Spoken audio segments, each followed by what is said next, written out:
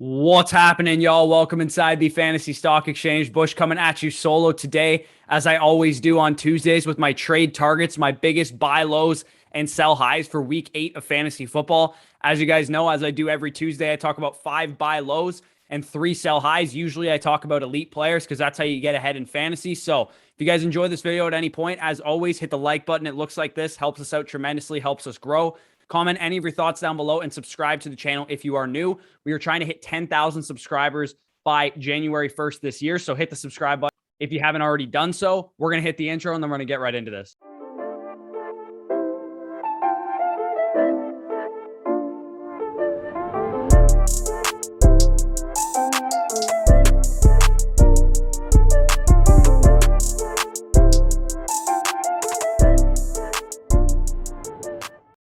All right, so as always, we're always looking to buy low on elite talents. If you guys think of fantasy football like it's the stock market, hence the name for this YouTube channel, it's much more lucky and much more difficult to hit big on an unknown commodity, to predict a breakout candidate midway through the season, than it is to make incremental profits on big stocks, right? Like Walmarts and Teslas and Apple and Amazon. Most of the best stock traders in the world just constantly trade these stocks because they're very safe. They're known commodities. That's essentially what we're doing in fantasy football. We're buying low on the guys that we've seen produce in the past. We know our stud talents, stud volume, all that stuff is studly about these guys. We don't need to worry about the unknown factor with these guys. It's just a matter of consistency right now. Before I get into this, though, quick review of the guys that I talked about last week. Evans and Godwin were on the thumbnail. They were two of the biggest guys that I was buying low. They obviously hit big, especially with Antonio Brown out, but you were still buying for 80 cents on the dollar. And I still think they were great buys, regardless of if Antonio Brown played last week or not. Alvin Kamara was the only bell cow running back that I told you guys to go out and buy that wasn't on bye week, because I also talked about Eckler and Dalvin Cook and Saquon, who's injured. And he obviously hit big last night. So that was definitely a big hit. DJ Moore is still a buy low candidate. He's the only one from that video that didn't have a huge week. Although I am tempering expectations for him long-term because I haven't liked what I've seen out of Sam Darnold. He's still a guy that I think you can buy at a good price right now. So DJ Moore definitely still a good buy low candidate. But without further ado, let's get into the first guy of this video. And it's Travis Kelce, tight end one, the last 5 years, basically. We haven't seen a spike week out of Travis Kelce for a few weeks now. In fact, he hasn't scored more than 15 half PPR fantasy points since week 2 of the season. So he hasn't been bad necessarily. He's not a guy that people are frustrated with, but whoever drafted Travis Kelce, if they're still the person that has Travis Kelce, is probably regretting using their first or early second round pick on Travis Kelce, because they're seeing Jonathan Taylors and Austin Eckler's, who were picked around that guy, score a lot more points than Travis Kelce. And he hasn't been the difference maker that they wanted at the tight end position. He's averaging about 3.5, 4 points less than he was averaging last year. And not only that, but the tight end field has caught up to him a little bit. So the difference right now between Travis Kelce and Mark Andrews, who are the tight end 1 and 2, is about 0.9 points. Last year, the difference between Travis Kelce and Darren Waller, who was the tight end 2, was like 3.5 points. So the difference between those guys is a lot smaller than it was last season. And that's the difference that you're getting with Travis Kelce, because we wanted that elite difference making tight end, and he's not that much better than the field to warrant the first or second round pick that you spent on him. A big part of this stems from the fact that he's only caught 1 touchdown in the last 5 games, and the Chiefs offense has been extremely disappointing, especially the last 3 games in particular. The Bills game, the Washington football team game, and the Tennessee game last week were all expected to be shootouts. They all had very high over-unders, and all 3 games hit the under, according to Vegas. I don't use this term often, but this Kansas City offense is due for positive regression. They're not going to be as bad as they've been the past couple of weeks. I know Patrick Mahomes is, turning the ball over, which is uncharacteristic of him. The offense in general is kind of faltering, but I expect, I have faith in Andy Reid. I expect Patrick Mahomes and him to figure it out, get this offense back on track. Like I said, Kelce is the quintessential positive regression candidate. He's going to score touchdowns. He's going to eventually get some more big plays. Here's the bottom line with Travis Kelce. He's averaging 76.1 yards per game, which is second only to Kyle Pitts right now. And he runs almost 90% of the routes in a Patrick Mahomes-led offense with a 25% target share on the season. And he has double-digit targets in 4 of his last 5 games. So This is a dude that is getting the usage. He's getting the volume that he normally gets. He's just not scoring. He's not creating a lot of big plays. And that's just a function of the KC offense not quite performing at the level that we're used to. And I think it's eventually going to change. I don't think they're going to continue playing like this. They have a number of easy games coming up. So Travis Kelce is a big time buy low candidate for me. As you guys can see on the screen, as I always do, I show you some of the trades that have happened per the Yahoo trade market.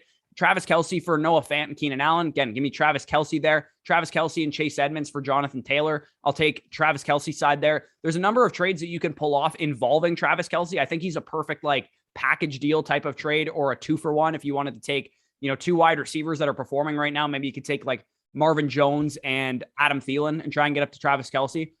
Something like that, I think, is definitely doable if you're in need of a tight end. Or you can do the classic, I'll give you a tight end, you give me your better tight end, like this trade here where the guy gave him Mark Andrews and Cordero Patterson for Travis Kelce and Latavius Murray. And maybe you could even get a better running back than Latavius Murray in that type of deal. So Travis Kelce, a phenomenal trade target right now, huge buy low, still the tight end one for me rest of season, although Kyle Pitts is going to be nipping his heels. Darren Waller still definitely up there as well. So number 2 on this list, the number 2 trade target that we're going to talk about is Aaron Jones. I talked about this last week in regards to the Bucs wide receivers, but consistency is just not something that should matter as much as it does for a lot of fantasy players. And I know we're so obsessed with every week starters and guys that get you 20 points per game, but the reality is that only like Derrick Henry is doing that right now. There's really only Derrick Henry, maybe Cooper Kupp as well, that are giving you that kind of consistency. And that's okay. It's okay for elite assets like Aaron Jones to have down games here and there. Aaron Jones was a top 5 running back last year, and he had 7 games of under 15 half PPR fantasy points. So it's okay. He's allowed to do that. This year, he's busted 3 times, and it's been frustrating, especially this past week. But that's the nature of the running back position for people like Aaron Jones, who aren't workhorse running backs. They get 18 to 22 running back opportunities per game between carries and targets. And sometimes you can't be elite efficiency-wise every single game, and that lower volume catches up to you because you don't get Najee Harris-like volume. You don't get Joe Mixon, Christian McCaffrey, Derrick Henry, Dalvin Cook type volume like Aaron Jones and DeAndre Swift and Alvin Kamara and Austin Eckler don't. So you have to be efficient on your touches, and sometimes you're just not. You can't be elite every single game. And here's why I really like Jones as a buy low this week and going forward. With Davante Adams out for this game, and most likely out at least because he is on the COVID list, we'll see an increased role for Aaron Jones. Aaron Jones averaged 24 PPR points per game in games that Adams missed last year. And the Cardinals have been susceptible to pass catching running backs, most notably James Robinson had a good game through the air against them, and Darrell Henderson did. So they're giving up top 12 receptions and yards to the running back position through the air. I think that's the matchup that they're going to attack the Packers offense. And as you guys can see, Peter Bukowski tweeted this out, who covers the Packers professionally. He said that there's a common theme in the Davante Adams list wins for the Packers. Matt LaFleur identifies a matchup with one of his guys and kills the defense with it. And like I said, I think that matchup is going to be Aaron Jones in the passing game. We've seen Aaron Jones be a big-time focal point when Davante Adams is out. And the Packers in the next couple games, they also get the Chiefs and Seahawks following this Cardinals games, which are all bottom 5 run defenses. So if you buy now and you want to sell high in a couple of weeks, there should be a window for you to do that. Or you could just reap the advantages of Aaron Jones potentially scoring 20 points per game over the next 3 weeks. As you guys can see on the screen, a couple trades that have happened per the Yahoo trade market on Aaron Jones. Aaron Jones was traded away for Joe Mixon and Devontae Smith. Again, give me Aaron Jones all day. That is the perfect type of deal that I'm looking to acquire Aaron Jones with. If you can take one of these back-end RB1 types like Joe Mixon, like Darrell Henderson, like Leonard Fournette, somebody like that, and add in a receiver like a Devontae Smith and get up to Aaron Jones, that's a phenomenal trade that you can make. Aaron Jones was acquired straight up for Travis Kelce. Aaron Jones and Noah Fant for Travis Kelce and Chris Carson. Again, great moves that you can make to go out and acquire an elite running back like Aaron Jones. Now, moving from elite running backs to elite quarterbacks. And this is the first time I believe that a quarterback has appeared in this video. And the only quarterbacks, as I've already kind of talked about and made mention to, that we're going to trade for are studs. And Kyler Murray is the next guy on this list. He is a stud quarterback that I think is a great buy low candidate right now. A lot of fantasy players, and myself included, subscribe to the wait on quarterback approach when they're drafting quarterbacks. And one of the big reasons that I do this is because even though I was in on Kyler Murray and some of the elite quarterbacks this year, is that you can buy them low when they have down games. And last year I did this with Deshaun Watson, which helped me win a fantasy championship courtesy of the trophy behind me. And also I like to do this year. I'm going to be shopping for Josh Allen's and Kyler Murray's when they have down games because they're still elite quarterbacks. And like I said, everybody's obsessed with consistency. Players aren't consistent. It's a real thing. It's hard to be elite every single game. So the Cardinals haven't had to do a whole lot to win games these past couple of weeks, right? They blew out the Browns. They blew out the Texans. And because of that, we haven't seen Kyler Murray have the huge fantasy ceiling games that we want to see out of Kyler Murray. And per Rich Rebar, as you guys can see on the screen, we need Arizona to be pressed in more games. We need them to be in a lot closer game scripts because Arizona has led for almost 81% of the second half plays that they've played this season as a 7-0 team. They've just been beating the crap out of people. And as a byproduct, 67.3% of Kyler Murray's fantasy points have been scored in the first half of games, where he's the QB1 in the first half of games, but he's the QB17 in the second half of games. So as a result, we've seen these floor games out of Kyler Murray, where he's basically getting to his weekly fantasy, ceiling or floor in the first half. And then in the second half, they're just running the ball. They're creating turnovers on defense because the other team is trying to play from behind. So a lot of the time, we're not seeing Kyler Murray be, the elite fantasy quarterback that we want because he doesn't have to, because his team is winning games comfortably. Additionally, we've seen Kyler Murray only rush 20 times for 17 yards over the last 3 games with 0 rushing touchdowns, which is only 3 more yards than Tom Brady's rushed for over the last 3 games, when in the first 4 games, he rushed 23 times for 109 yards and 3 rushing touchdowns. So big time positive regression. Again, I hate to use that word, but he's going to get more efficient on the ground, and he's probably going to rush in some touchdowns here and there. So he's a guy that I love trading for right now. As you guys can see on the screen, you can get him for, Ryan Tannehill plus Marvin Jones. I think that's a great move to make a QB upgrade, especially if you have Ryan Tannehill as your starting quarterback right now. He's struggling. He's not a guy that you can rely on each and every week. And if you can take a wide receiver 3 like Marvin Jones and add him to Ryan Tannehill to get up to a Kyler Murray, I think that's a phenomenal trade. As much as I love CeeDee Lamb, I highlighted this trade as well. Kyler Murray, Tyler Lockett, and George Kittle for CeeDee Lamb is a no-brainer in my opinion. I think that's a very easy trade to make, as well as some of these other package deals, right? You can see Kyler Murray and Ezekiel Elliott and Hunter Henry for Ryan Tannehill, Jonnu Smith, and Clyde Edwards-Helaire. Again, easy trade to make. There's a number of other trades that are on the screen there that you guys can look over. But basically, the whole point is that Kyler Murray is an elite quarterback. And if you can acquire him for anything other than an elite difference-making option at his position, then it's a great deal for you, because he's a guy that you can rely on each and every week as a QB1, top 3 quarterback every single week because of what he presents on the ground and through the air. So moving from quarterbacks, and I'm going to talk about 2 wide receivers to close out this video at the buy low positions, is Brandin Cooks, the first guy that I'm going to talk about. And this is one that I'm going to be personally attacking in my home league, because in my home league, you start 3 wide receivers and 2 flexes. So the position in general, the wide receiver position, is a little scarce. And guys like Brandin Cooks are very coveted because he's a guy that produces week over week from a targets perspective and an air yards perspective. Brandin Cooks has a 33% target share and a 51% share of his team's air yards, as well as a 29% share of his team's red zone targets and end zone targets. So what you get in Brandin Cooks is a number 1 wide receiver. Now, he's the number 1 wide receiver for the Houston Texans, but the big reason that Cooks is a buy for me this week specifically is, one, that he's coming off of a down game, and a couple, 3 of his last 4, he hasn't necessarily performed to the highest level, but Tyrod Taylor is coming back this week, or at least in the near future. Tyrod being the starter, which they've already said if he's healthy, he's going to start. This means a lot for Cooks, because as this offense scored 37 points in week 1, they were also very good in week 2 before Tyrod Taylor went out. Tyrod was averaging 8.82 passing yards per attempt prior to going out in week 2, and he was 10 of 11 for 125 yards and a touchdown against the Browns in week 2 before getting injured.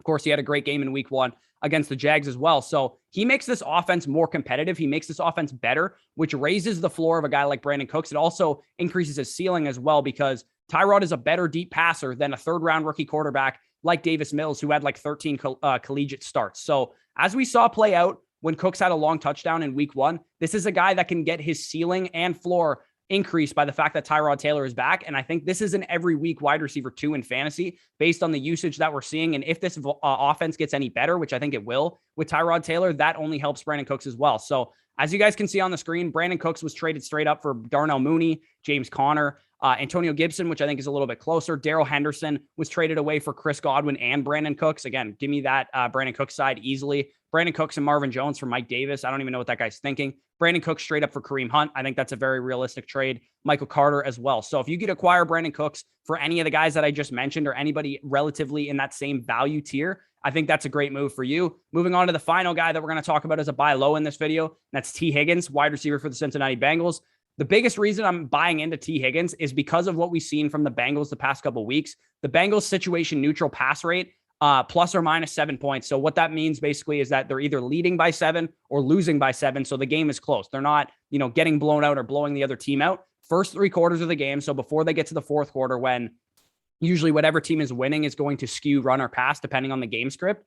What we've seen from the Bengals is that they're the first ranked team in situation neutral pass rate over the last 3 to 4 games or so. And this is big news for T. Higgins because we know that Jamar Chase is the stud in this offense, right? We know that Jamar Chase is the go-to guy. He's having one of the best rookie seasons we've ever seen from a wide receiver. But T. Higgins is a positive regression candidate, again, based on his usage. If this offense becomes more pass heavy like we anticipated before the season and like we've seen in the past couple of weeks, Higgins could be in for like a Deontay Johnson light type of role, with Chase obviously being the most valuable guy in this offense, getting the downfield work, making the big plays happen. But Higgins has made Tyler Boyd relatively unstartable and virtually in Juju Smith-Schuster territory as far as his production. This is a guy that's putting up like 4 for 45 every game, which is completely not valuable for fantasy. And Higgins is still a major red zone threat. He has a 33.3% target share down in the red zone, and we know he's getting targeted heavily. 14 targets last week, didn't necessarily have a big game in the box score, but the targets are there, the usage is there, and he's a go-to guy for Joe Burrow. And Joe Burrow looks like he's coming into his own as a quarterback right now too. So this is a piece of his offense that you can get on the cheap right now, because you'd be hard-pressed to trade for Jamar Chase right now, and you'd be hard-pressed to trade for Joe Burrow if you're any kind of super flex league or something. So moving from the buy lows into the sell highs, we're going to start with Zach Ertz. And Zach Ertz, plus I think you could probably bunch CJ Uzomah into this conversation as well. Zach Ertz will have a role in this offense and will probably be a decent streaming option the rest of the year, but he's a big name that plays in a great offense, which makes me want to trade him away. He just had a 47-yard touchdown. I don't think that's going to happen every single week. I'm sure someone will buy into the fact that Zach Ertz might be having like a renaissance in the Cardinals offense. And granted, it was his first game, but he split snaps. He was only running 49% of the snaps in total and only ran a route on less than 50% of the Cardinals passing plays. Additionally, we know this team runs a lot of 4 receiver sets. It's hard to trust a tight end that isn't running routes consistently, comparing him to a guy like Ricky Seals-Jones, for example, who's on the field for like 95% of his team's routes. I would rather have a guy like that. And as you guys can see, you can get pretty good value for Zach Ertz right now. People are buying into the fact that he is producing and he looks pretty good. So Zach Ertz straight up for Chase Edmonds. I would take Chase Edmonds there. Give me the Chase Claypool side in that second trade. Give me Zeke Elliott. Give me TJ Hawkinson, Antonio Brown, Dalton Schultz, T. Higgins side in all of those other trades that I have highlighted there. So Zach Ertz and probably CJ Uzomah, because he's also producing at a pretty high level right now. Those guys are in for a little bit of a regression because they're not running a whole lot of routes. They're not on the field a whole lot, but they're producing at a high level and creating big plays. So they're guys that I'm looking to sell high if I can. Number 2 on this sell high list is Damien Harris. What we just saw last week is Damien Harris's ceiling. His weekly ceiling is what we just saw: 100 rushing yards and 2 rushing touchdowns in a blowout win. That's exactly what you wanted for Damien Harris. It's the reason I had him ranked highly. It's the reason I was playing him in DFS lineups, because this is the time to sell him. He plays the Chargers, Panthers, and Browns the next 3 games, who are either great run defenses in the case of the Panthers and Browns, or they're going to have to play from behind the New England Patriots because the Chargers are going to score a whole lot of points. So Damien Harris is a guy that I think is probably going to be in for a little bit of a down stretch, which makes me want to sell him now while the iron's still hot, while I can still get very good value for him. As you guys can see on the screen, I highlighted some of the trades that I really like for Damien Harris. If you can get Josh Jacobs right now, assuming his chest injury is okay. DJ Moore, somebody got for Damien Harris, which I don't think is completely unrealistic. Darren Waller, again, I don't think that's completely unrealistic. Amari Cooper, James Robinson, if you package a guy like Zach Moss, that's a trade that I love making. If you can take 2 running backs like Zach Moss and Damien Harris and package them into great running backs or into elite wide receivers, I think that is a phenomenal move. And the final sell high of this video is basically any middling running backs like James Conner, Myles Gaskin, Mike Davis, Kenyon Drake, anybody in that tier of running back. I'm always looking to sell for wide receivers. That's a general philosophy. Guys like T. Higgins and Brandin Cooks, who I've already talked about. If you can sell James Conner, Myles Gaskin, Kenyon Drake, any of these guys for those guys, those are great moves to make, because people just inherently overvalue running backs because they tend to score more points, but you need elite running backs to score more points, not necessarily middling running backs like that. So if you can sell guys like James Conner, Myles Gaskin, Kenyon Drake, Mike Davis, anybody like that, I'm always looking to sell those guys for wide receiver options that might be a little bit better going forward. So if you guys enjoyed that video, as always, hit the like button. It takes you 2 seconds and it helps us out tremendously. Comment any of your thoughts down below. I usually get to pretty much every comment that we get to, so feel free to leave your thoughts down below. Subscribe to the channel if you are new. If we've helped you out in any way this season and you haven't subscribed to the channel yet, what the hell are you doing? It doesn't cost you anything, and it helps us out tremendously. So go ahead and do that. If you guys are interested in our rest of season rankings, our weekly rankings, and our dynasty rankings, you can get them by going to our website, and you can get them one of three ways. You can deposit on Underdog Fantasy using promo code FSE, and you'll get $10 on top of whatever you deposit. Plus, you'll get our rest of season rankings, weekly rankings, dynasty rankings for free. And you can use that money to play a bunch of pick'ems and stuff on Underdog, which are a ton of fun. You can buy the rankings outright for $20, or you can become a Patreon, patreon.com/fantasy stock exchange. The link is in the description for that. And as I talked about on the live stream yesterday, we are going to be moving to a very Patreon heavy type of content schedule in the off season. So good time to get ahead of the curve there. So peace out, guys, and I'll talk to you soon.